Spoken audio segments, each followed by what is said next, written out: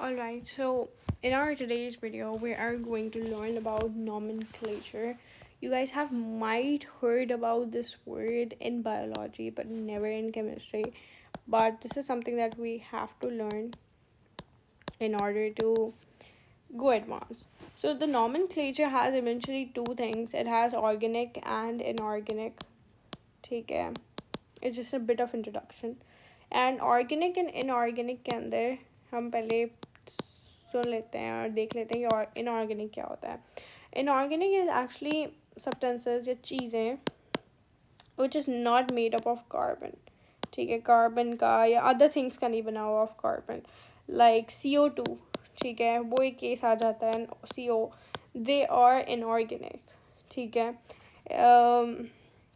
but there are things that are not made up of carbon. ठीक है, while organic are like which has carbon in it. For example अगर हम बात करें, एक ionic compound है हमारे पास विच इज़ AlCl3. इसको आयोनिक बोला जाता है but it's actually inorganic and it is not ionic. And ये कौन सी बॉन्ड फॉलो करता है? ये कोवलेंट बॉन्ड बनाता है. अब हमारे पास क्या होता है, बिकॉज इसके पास चार्ज आयन्स होते हैं, इसको कभी कभी हम कंसिडर करते हैं एज आयोनिक, बट नहीं. It is actually not you can say makes an covalent bonding. अब इसमें हमें ये पता चलता है, इससे हम एक और चीज़ निकालते हैं which is about transition elements.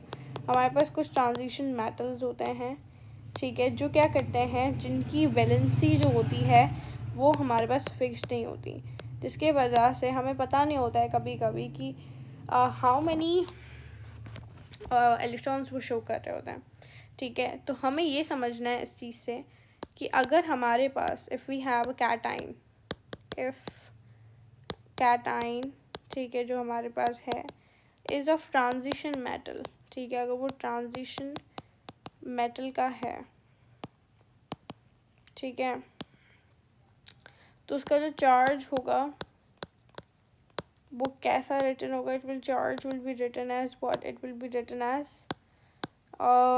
Numerical.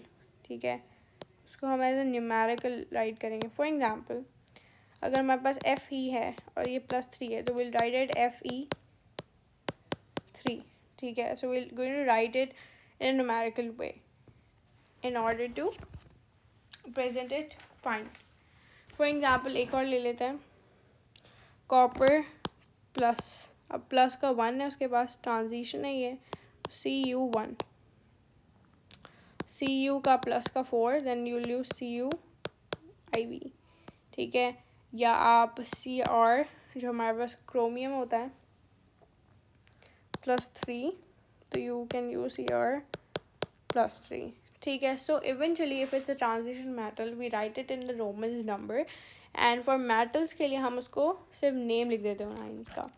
अब इनके फार्मूलाज भी हम एक वे में लिख सकते हैं, जैसे अगर मेरे पास कॉपर या अगर मेरे पास आता है कोबाल्ट Iv एंड आता है मेरे पास phosphate. So how will I write a formula of this? Is very easy. Cobalt is CO, उसके बाद चार्ज प्लस का 4 है, एंड फॉस्फेट के पास अगर हम जिसके ग्रुप का देखें हैड 8 गेन्स 3 इलेक्ट्रॉन्स, के पास माइनस का 3 आ गया.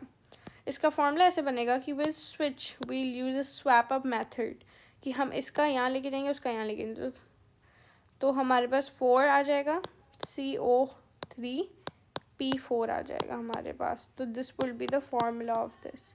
ठीक है, that's how you make formulas, by writing the पूरी चीज़, उसके वैलेंसीज लिख के, and then using the swapping method. For example एक और एग्जाम्पल लेते हैं कैल्शियम सल्फेट की.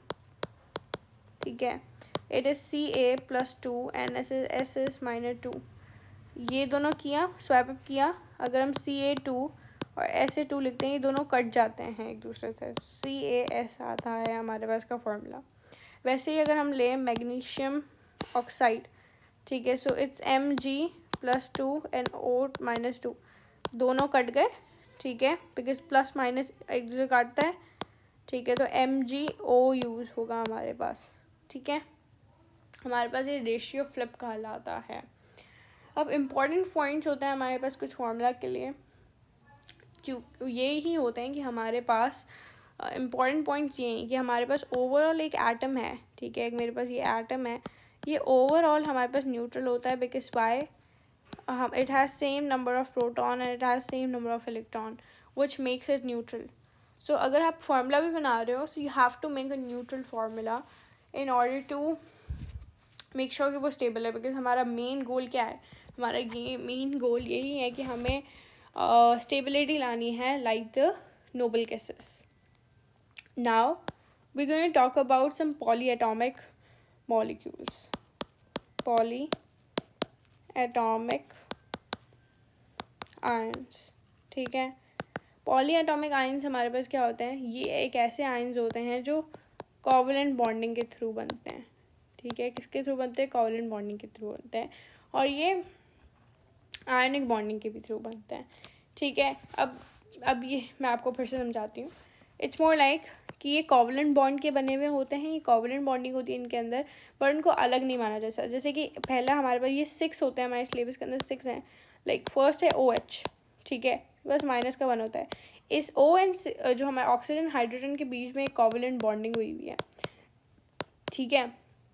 बट एक OH जो है वो किसी भी मेटल के साथ जाके आयोनिक बॉन्डिंग कर सकता है, ठीक है. एंड वो O अलग नहीं जाएगा और H अलग नहीं जाएगा, दोनों साथ जाएंगे, तो दोनों एज अ मॉलिक्यूल जाएगा, ठीक है. तो इसके अंदर कोवलेंट है और ये दोनों साथ हमारे पास आयोनिक कर सकते हैं, ठीक है.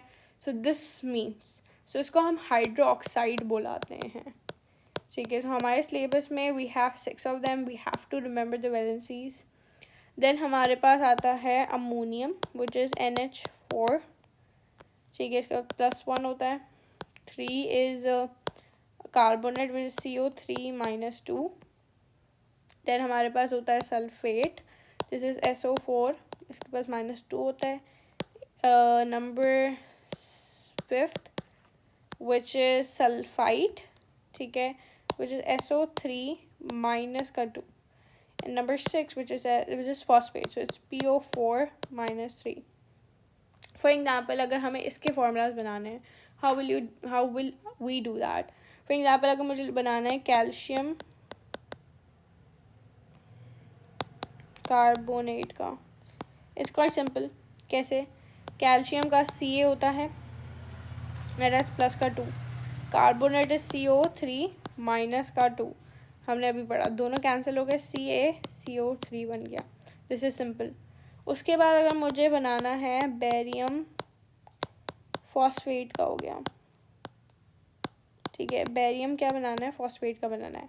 बेरियम इज प्लस का 2, ठीक है, while phosphate is PO4-3.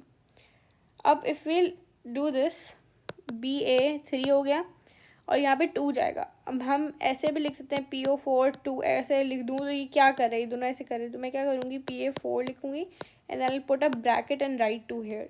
So this is the way you write formulas when we get double bondings ऐसे करके.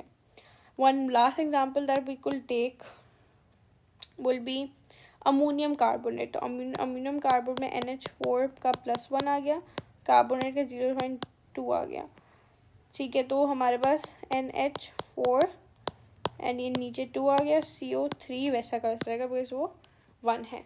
So that's how you actually make formulas.